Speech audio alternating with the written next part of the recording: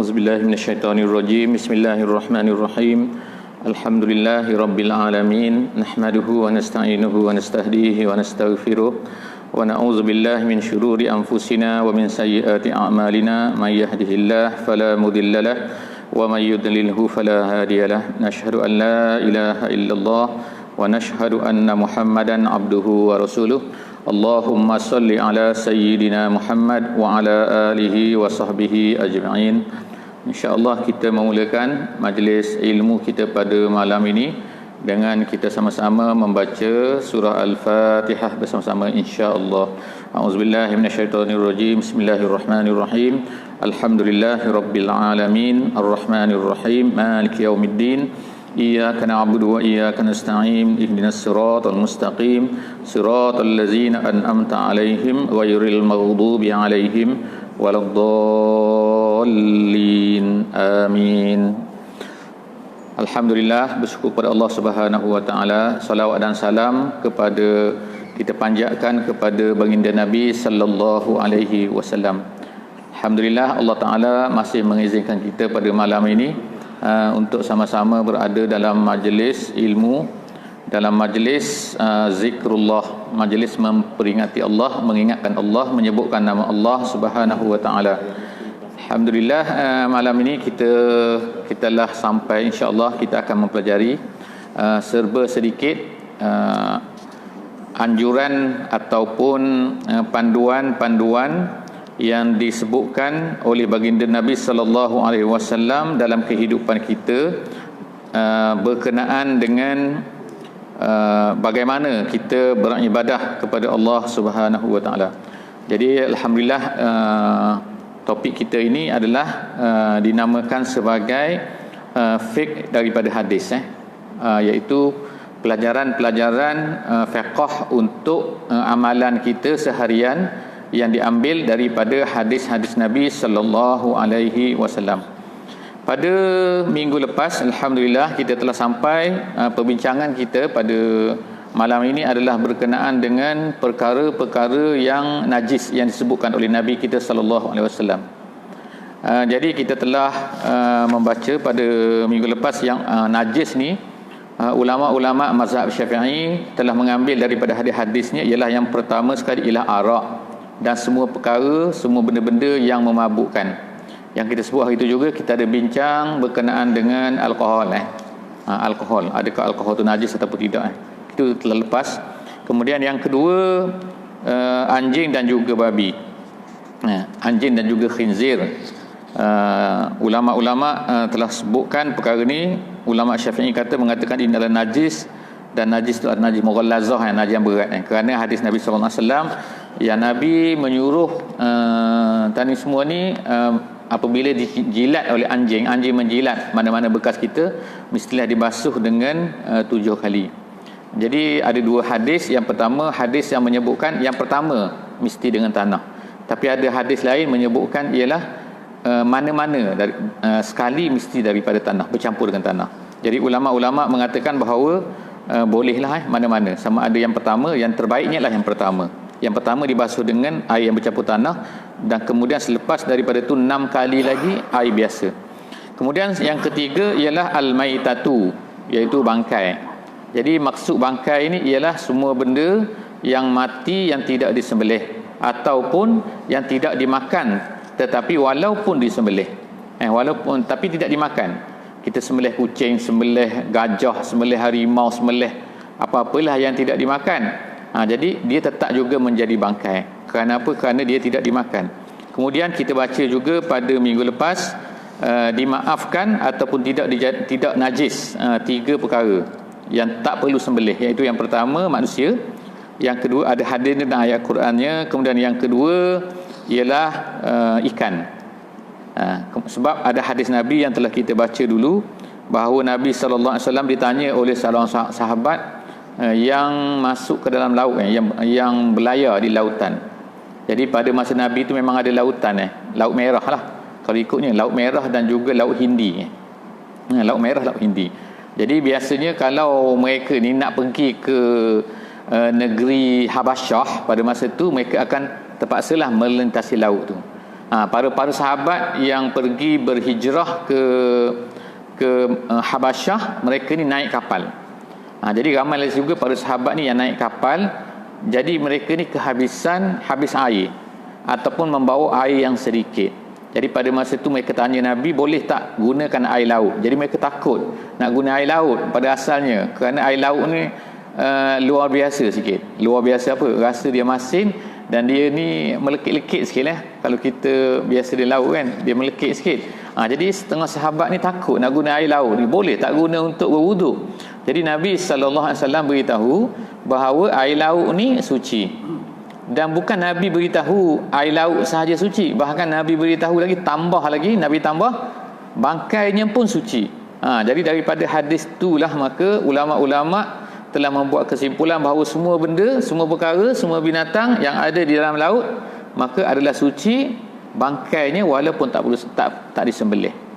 Itu perkara yang kedua yang dikatakan tidak najis. Yang ketiga ialah al-jarad, iaitu belalang. Jadi belalang ni bukan bukannya kita kata apa, ada jenis-jenis binatang macam-macam yang terbang ni. Ada bak lah, ada macam-macam. Itu bukan. Yang ni belalang, betul-betul belalang lah, dalam spesies belalang. Kerana ada hadis Nabi SAW yang menyebutkan perkara tersebut. Itu habis yang kita hari itu. InsyaAllah malam ni kita akan sambung perkara yang keempat. Perkara yang keempat yang najis mengikut mazhab Syafi'i kita, iaitu ad-damu as-sailu wa minhu al-qayhu, iaitu darah yang mengalir. Jadi darah ni maksud mengalir ni maknanya kebiasaannya dia tu mengalir. Jadi kalau macam tu kita ambil darah, kita letak dalam peti ais, dia beku lah kan. Boleh buat air darah? Tak boleh. Sebab apa? Sebab darah tu mengalir. Asalnya darah tu mengalir. Tapi kenapa ulama-ulama menyebutkan darah mengalir? Kerana ada darah yang telah menjadi tidak mengalir dah. Iaitu hati dan juga limpa. Hati dan juga limpa. Jadi itu adalah dua benda yang tidak mengalir. Asalnya darah, dia katakan, yang disebutkan oleh Nabi SAW, iaitu Nabi kata al-kabid wa tihal. Tihal juga ni apa ni, satu lagi ni apa ni panggil limpa. Itu jadi itu hadis tu diriwayatkan oleh Ibnu Majah. Jadi di mana yang sebutkan bahawa darah ni haram? Kerana Allah Subhanahu Wa Taala sebutkan dalam Quran, dalam surah Al-An'am, Allah Taala sebut au daman masfuha. Jadi dia ada sebut tu masfuha. Daman masfuha, darah yang mengalir. Maka itu adalah najis, sama seperti lahmu khinzir yang Allah Taala sebut selepas daripada tu. Yang dimaafkan tu kita telah sebut tadi tu. Tu yang keempat, yang keempat darah yang mengalir. Yang kelima ialah baulul insan wa ra'ituhu wa baulul haiwan wa farsuhu, iaitu air kencing dan juga taibnya lah, kita kata yang keluar sama ada depan ataupun belakang. Jadi itu adalah najis. Najis sama ada dia milik manusia ataupun dia ni adalah daripada binatang.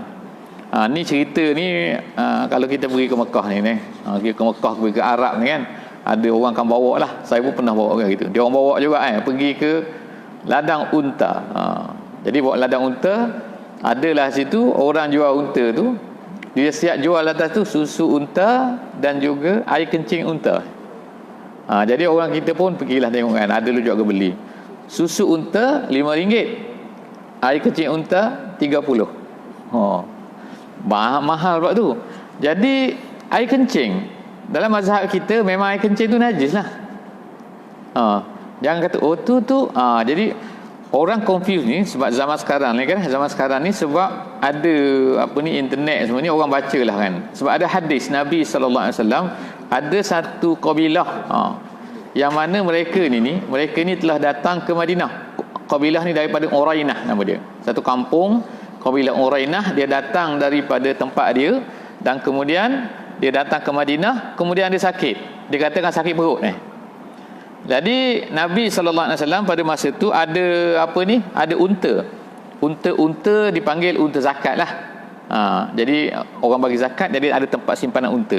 Jadi Nabi SAW telah perintahkan kepada kaum Urainah ini untuk pergi ke ladang unta Nabi tu, ladang unta zakat tu, dan minum daripada air kencing dia. Jadi bila Nabi SAW menyuruh minum air kencing, maka adalah orang mengatakan bahawa air kencing binatang-binatang yang dimakan. Air kencing binatang yang dimakan, bukan air kencing yang tidak dimakan. Air kencing harimau tak boleh lah, itu memang confirm. Tapi ini cerita air kencing binatang yang dimakan, boleh ataupun tak boleh. Jadi setengah-setengah mazhab mereka kata bahawa air kencing ataupun tai binatang yang dimakan, maka dia kata suci. Ada setengah mazhab kata macam tu. Tapi bukan mazhab kita tu, bukan mazhab Syafi'i. Mazhab kita ia adalah najis. Jadi kalau terkena pakaian, terkena apa, maka dia adalah najis. Tambahan lagi ada hadis Nabi SAW, Nabi larang seseorang itu sembahyang di kandang, kandang binatang, kandang kambing, kandang apa kan. Kambing ni boleh dimakan, unta boleh dimakan. Jadi Nabi tak benarkan sembahyang. Jadi ulama-ulama Syafi'i kata bahawa kenapa Nabi larang sembahyang di kandang binatang tu? Sebab di kandang tu ada najis. Sebab itulah alasannya, kerana tahi dan juga air kencing binatang ni adalah najis. Jadi bagaimana pula tentang hadis itu yang mana orang pergi disuruh minum tu? Mana boleh? Jadi ulama kita dalam mazhab Syafi'i mengatakan bahawa itu adalah special untuk kaum Urainah sahaja. Bukan untuk kita semua, bukan untuk umum maknanya. Itulah kesimpulannya. Jadi kalau kita pergi tu kena berhati-hati, sebab setengah orang Arab tu bukan mazhab Syafi'i tu dia mazhab Hanafi, mazhab Hambali lah kan. Biasanya Hambali lah di tanah Arab ni, di Arab Saudi tu. Jadi kena jaga-jaga, janganlah tu kan. Dan ada pula hari tu keluar dalam surat khabar, saya baca lah, tengok-tengok bukannya air kencing ni, air kencing orang. Dia letak dalam botol tu, dia pergi jual pula. Dan kita mana tahu air kencing apa unta, dia jual air kencing orang, ditangkap oleh kerajaan dalam masuk surat khabar di Arab Saudi tu. Tu maknanya sebab orang belilah, sebab tu dia pun sibuk nak jual sebab tu jadi mahal. Padahal buang je air kencing tu itu. Jadi kenapa mazhab kita ni, ataupun kenapa ulama-ulama dalam mazhab Syafi'i mengatakan bahawa air kencing dan juga tai ini adalah najis? Kerana hadis yang seorang Arab Badui yang telah masuk ke dalam masjid Nabi, dia masuk dalam masjid Nabi, kemudian dia kencing tu.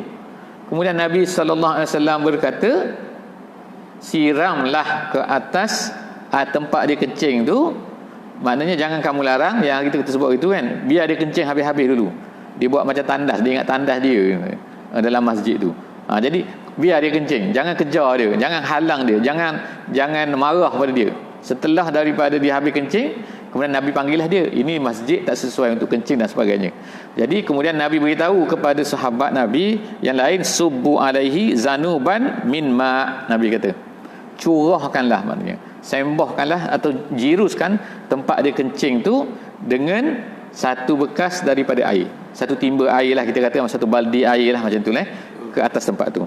Jadi maknanya dia akan menyucikan lah, sebab masjid Nabi adalah daripada tanah, atas tanah. Tak jadi bila disiram tu meresap dalam tanah, tak jadi masalah kan. Jadi ulama-ulama mengatakan bahawa, ulama-ulama kita mengatakan, kalaulah tidak najis air kencing manusia tu, maka kenapa disuruh untuk siram? Kenapa disuruh untuk jirus air? Jadi menunjukkan bahawa kerana dia adalah najis. Itu yang kelima lah air kencing binatang, air kencing manusia, ataupun najis manusia ataupun najis binatang, sama ada dimakan daging dia ataupun tidak dimakan. Kemudian yang kita sebut tadi ialah kalaulah dimakan daging dia, ada sedikit khilaf ulama, perbezaan pendapat ulama sikit. Tapi mazhab kita sama saja dimakan ataupun tidak dimakan binatang tu. Yang keenam, perkara yang keenam yang najis yang disebutkan oleh Nabi sallallahu alaihi wasallam ialah kullu juz'in infasala minal haiwan hala hayatihi fa innahu najisun. Iaitu setiap bahagian anggota binatang yang terpisah daripada binatang ketika hidupnya, maka perkara itu adalah najis. Jadi kita ada lembu besar, Kan hari ni kata nak makan sup ekor lah sekali. Kita pun potong ekor dia. Jadi buat sup Jadi najis Bila terpotong saja, masa tak potong tak najis lagi. Lembu tu kita pegang lembu ke, kita gosok lembu dengan tangan ke, tak najis tapi bila terpotong daripada anggota dia, maka dia adalah najis. Maka begitulah, tak kira sama ada binatang itu adalah binatang yang dimakan ataupun tidak dimakan kalau terpisah. Qala Rasulullah sallallahu alaihi wasallam, kata Nabi. Jadi perkara ni bukannya ulama-ulama pandai-pandai memandailah tapi kerana ada hadis Nabi. Diriwayatkan oleh Al-Hakim, Nabi sallallahu alaihi wasallam kata, ma quti'a min bahimatin fahuwa maitatun. Apa-apa saja yang terpotong daripada binatang-binatang, maka dia adalah najis kecuali kita lah. Kalau kita tak najis lah kan. Kalau manusia potong kuku kita tak najis. Kalau potong tanduk binatang masa hidup dia tu, maka adalah najis.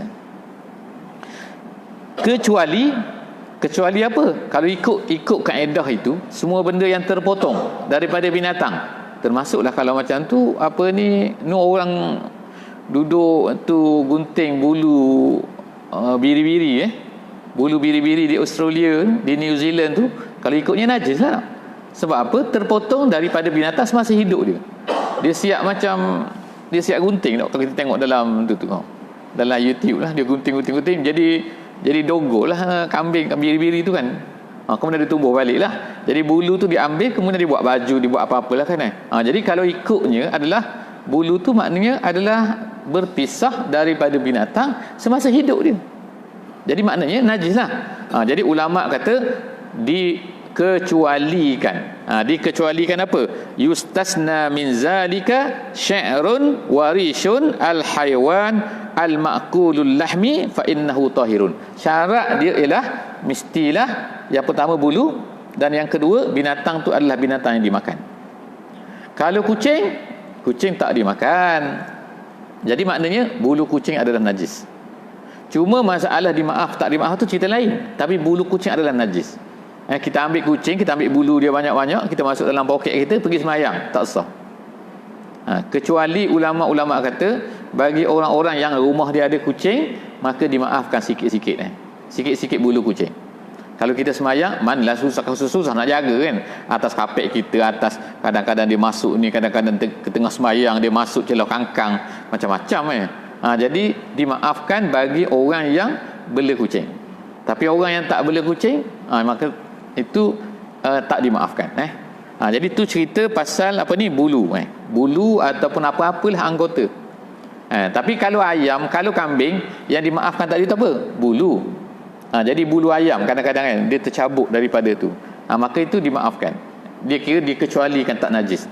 Tapi selain daripada bulu, maka tak dimaafkan.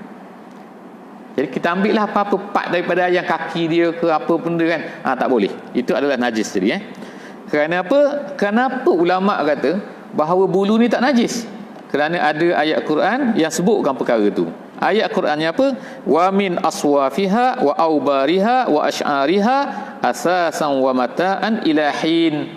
Allah Taala kata dalam surah An-Nahl ayat 80. Jadi Allah Taala kata apa? Iaitu daripada bulunya, daripada semualah jenis bulunya, daripada semua-semua tu, asasan wa mata'an. Allah Taala kata ianya adalah menjadi perhiasan, menjadi peralatan bagi setengah orang kan. Negeri sejuk tu kan, kita tengok orang Eskimo ke orang apa kan, dia pakai baju bulu tebal tu. Memanglah kan kita tempat negeri sejuk kan, kita pakai bulu tebal. Kalau tak pakai tu, maka dia akan jadi tu, sebab tu dipanggil asasan. Dan kemudian tu wa mata'an. Mata'an tu makna keseronokan. Jadi maknanya dua-dua ni boleh. Untuk alat pun boleh, untuk perhiasan pun boleh. Apa? Bulu-bulu binatang yang dimakan daging dia. Jadi kalau bulu tak dimakan, musang ke apa, tak boleh lah. Itu bulu bukan binatang yang tidak dimakan daging dia. Jadi bolehnya ialah yang dimakan daging dia. Kemudian seterusnya, yang ketujuh yang termasuk yang disebutkan oleh ulama-ulama kita ialah yang najis ni ialah laban al-haiwan ghairil ma'kul lahmi, susu binatang yang tidak dimakan dagingnya. Susu binatang yang tidak dimakan dagingnya. Jadi apa binatang yang tak dimakan daging dia? Kucing ke? Kalau ada susu, gajah ada susu. Wallahu a'lam bissawab. Mesti ada tau anak dia nak minum apa. Kalau tak ada, orang ambil kadang-kadang tuan pun apa ni susu harimau, tak tahulah buat ubat apa semua kan tu kan. Jadi dia kata itu semua adalah najis. Jadi kadang-kadang kalau orang di zoo tu dia akan ambil lah kan, dia ambil susu ibu tu kan, kadang dia bagi kepada anak tu, benda tu najis lah, tapi bagi kepada anak gajah, susu gajah tu terpulang lah kan. Tapi kalau sentuh dengan tangan, sentuh dengan baju pun kena basuh, sebab itu adalah dianggap sebagai najis. Jadi kalau susu yang binatang yang dimakan daging dia, maka dia adalah suci. Apa? Susu lembu. Jadi kalau kita malas kita beli lembu, minum situ. Jadi orang zaman Nabi dulu macam tu kan, dia minum susu kambing, dia minum. Sebagai contohnya ialah seorang yang bernama Ibnu Mas'ud contohnya kan. Macam mana dia boleh masuk Islam? Dia miskin, dia penjaga kambing, kerja dia zaman Nabi dulu. Orang-orang kaya Mekah ni dia banyak kambing. Kambing dia bukan dia bela sendiri, bukan dia jaga sendiri, dia upah orang. Nabi pun pernah jadi orang yang ambil upah untuk bela kambing tu. Jadi dia akan bawa lah ke dalam padang pasir tu, dia cari rumput makan, macam itulah cara dia. Jadi kemudian dia balik lah, lepas minggu, lepas 2 minggu, ikutlah dia. Kemudian jadi Ibnu Mas'ud tu cerita dia masuk Islam macam tu, iaitu dia bawa kambing orang tu. Jadi Nabi SAW pergi jumpa dengan Ibnu Mas'ud, Nabi dengan Abu Bakar pada masa tu. Nabi tanya Ibnu Mas'ud, kambing ada susu tak? Nabi tanya. Ibnu Mas'ud kata, tak boleh, ini kambing ni susu dia adalah milik ni, dia kata. Aku ni tukang pegang amanah saja, ana mu'taman, dia kata. Jadi kemudian Nabi kata, tak apalah kalau macam tu kan, ada tak kambing yang tak ada susu? Jadi ni mukjizat lah ni kan, kambing yang tak ada susu, jadi Nabi pegang je keluar susu. Jadi susu tu bukan susu kambing tu, susu mari daripada mana, susu mukjizat lah. Jadi sebab itulah Ibnu Mas'ud masuk Islam sejak daripada situ, sebab dia tengok benda tu. Jadi susu lembu, susu binatang, susu masa dulu, saya pernah juga duduk di India sekejap dulu. India dekat apa ni, dekat Lucknow. Jadi pagi-pagi kita akan pergi ke rumah orang yang ada kerbau ni. Orang Islam lah, dia ada kerbau. Kerbau orang India ni style orang Mesir juga, sama juga. Dia bela dalam rumah. Bukan bela. Jadi dalam rumah tu ada tempat pula tu, tempat bela tu. Jadi kita ketuk-ketuk pintu tu pun, dia pun buka habis tu. Dia pun kita bawa kita bawa jak besi India tu. Pergi kat dia, cakaplah kata, nak duduk kata. Kita naik rupi, dia tanya, kita jawablah kan. 8 rupi, 2 rupi ke, 3 rupi ke, 4 rupi ke, 1, 2, 3, 4 tu kan. Jadi dia pun perah. Depan tu dia perah depan kita tu. Dia perah masuk tu, dah balik rumah minum lah. Fresh. Itu baru fresh betul kan. Bukan fresh dalam kotak tu kan. Yang dalam kotak tu tak tahulah apa benda betul ketak, tak tahu kan. Kalau yang dalam tin tu lagilah. Itu kadang-kadang kelapa sawit banyak tu kan. Bukan susu pun. Susu sikit-sikit tu campuran tu kan. Ni fresh betul lah. Jadi najis tak najis? Tak najis. Perlu masak tak perlu masak? Tak perlu masak. Maknanya kalau nak masak boleh, tapi mana tak wajib masak. Tu susu dia kata laban al-haiwan ghairi ma'kulil lahmi. Binatang yang tidak dimakan daging dia, susunya adalah najis. Kal himari, sama contoh je disebut ialah seperti keldai, donkey. Keldai ni ada 3 jenis kita sebut Kita dia ada apa ni, keldai betul, keldai kampung dipanggil. Ada satu lagi orang Arab panggil himar juga. Himar wahsy dipanggil. Wahsy tu maknanya liar. Kita orang Melayu kita tak panggil keldai, kita panggil dia kuda belang. Kuda belang tu Arab panggil himar. Tapi himar liar. Satu lagi dipanggil himar baladi. Himar baladi tu maknanya himar kampung. Himar kampung tu yang tak boleh dimakan, yang Nabi larang. Dulu masa awal Islam, keldai tu boleh dimakan. Tapi lama kelamaan tak dibenarkan. Nabi larang makan daging keldai. Jadi keldai tu haram kan. Lepas tu keldai pula Kadang-kadang dia kahwin dengan yang kata-kata kahwin dengan kuda. Lahirlah anak, nama dia Baral. Jadi Baral tu pun haram juga. Kuda tu halal, kuda tu. Jadi nak minum daging kuda, nak minum susu kuda boleh. Nak minum susu Baral tak boleh. Nak minum susu keldai tak boleh. Itu adalah haram semua, najis semua. Jadi li'anna labanuhu kalahmihi walahmuhu najisun. Nabi dalam ni dia kata, dalam kitab dia kata kerana susunya adalah sama seperti daging dia.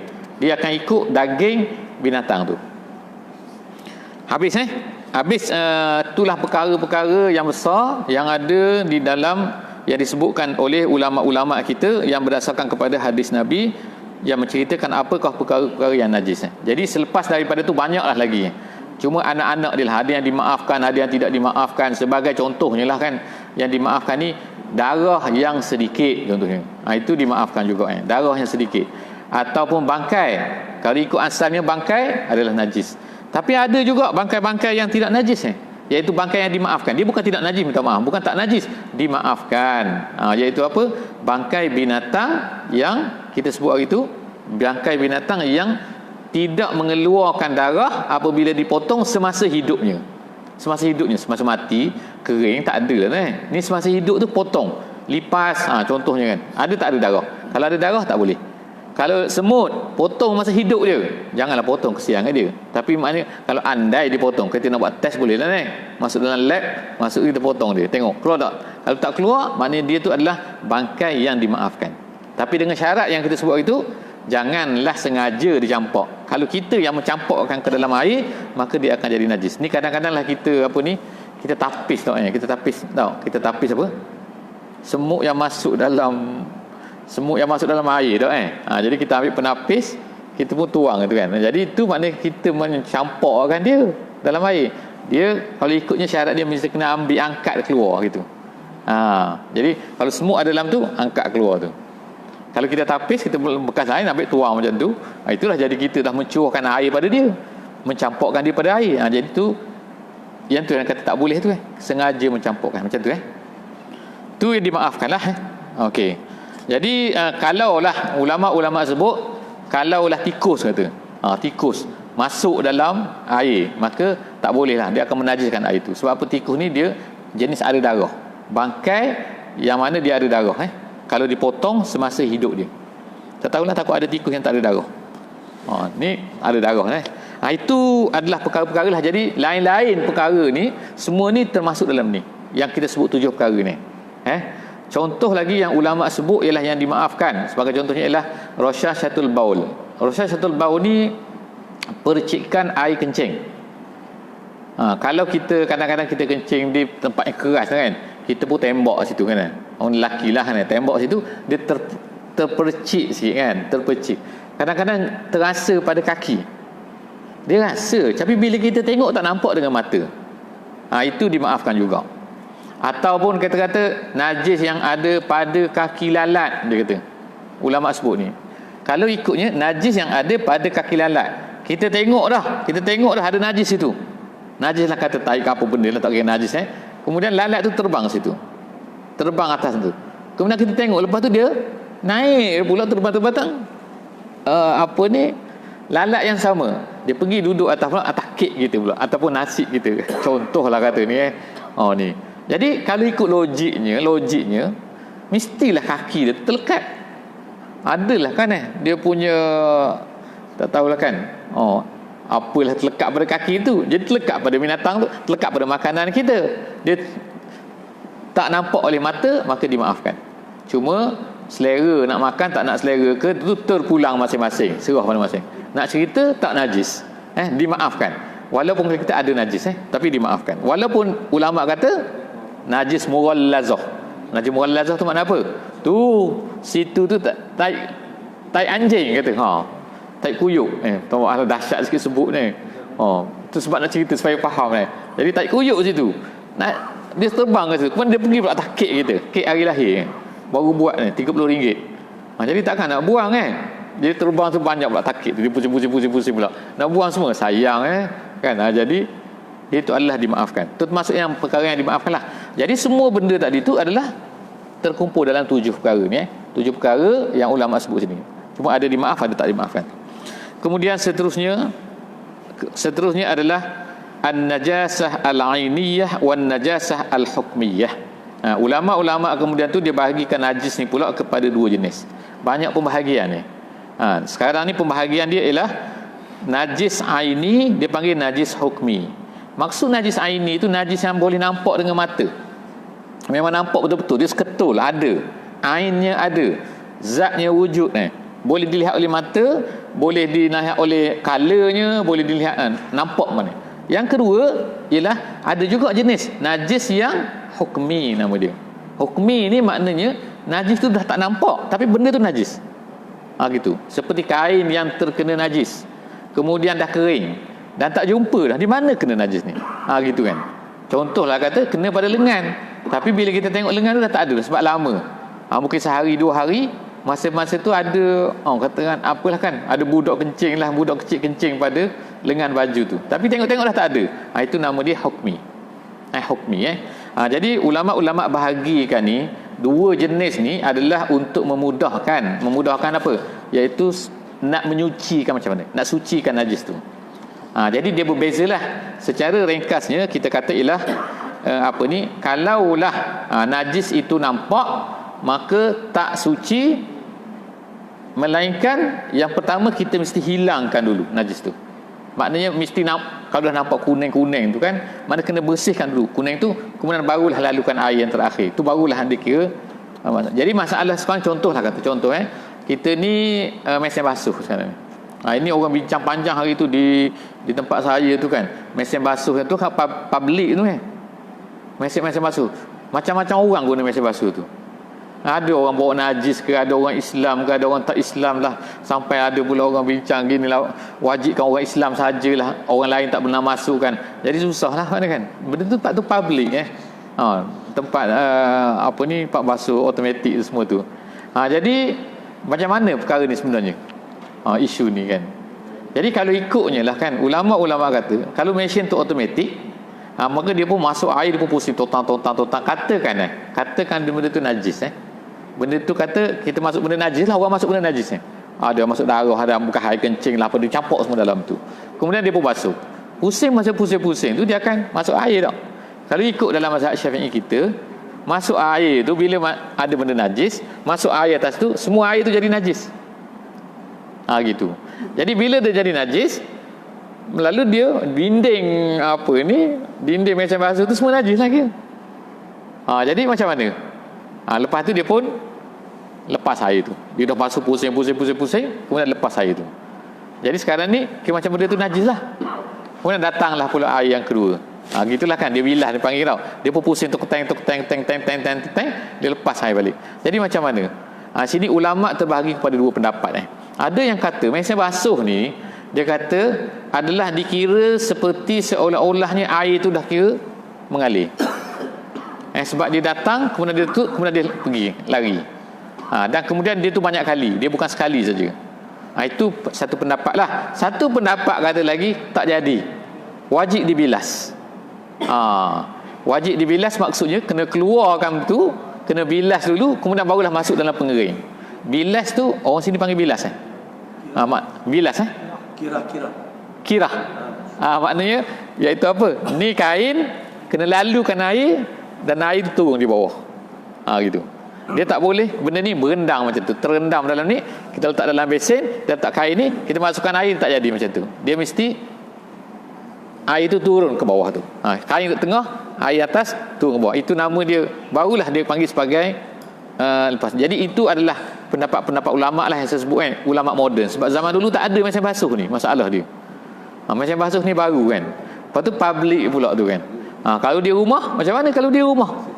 Yang paling cantiknya ialah kalau kita lah nak selamat, nak ambil pendapat yang lebih selamat, ialah kita maknanya sebelum tu kita bilas dulu. Kalau di rumah macam mana? Kita di rumah sebenarnya sama juga, tapi lebih mudah lah sebab kita tahu. Jadi kalau di rumah, cara yang paling baiknya ialah kita asingkan di antara pakaian yang kena najis dengan tak kena najis. pakaian ni kadang-kadang kotor tapi tak najis. Yang kita pakai ni cuma bau busuk lah, bau peluh, bau apa, tak najis. Jarang orang ni menajiskan baju dia kan. Yang najis ni biasa kadang-kadang tu ialah seluar dalam, tu kan yang terkena najis, terkeluar kan tak. Jadi kalau syak-syak ni dia tak kira kena. Kita kena tadi kot, kena tadi kot, tu tak kira kena. Dia kena ni bila confirm kena.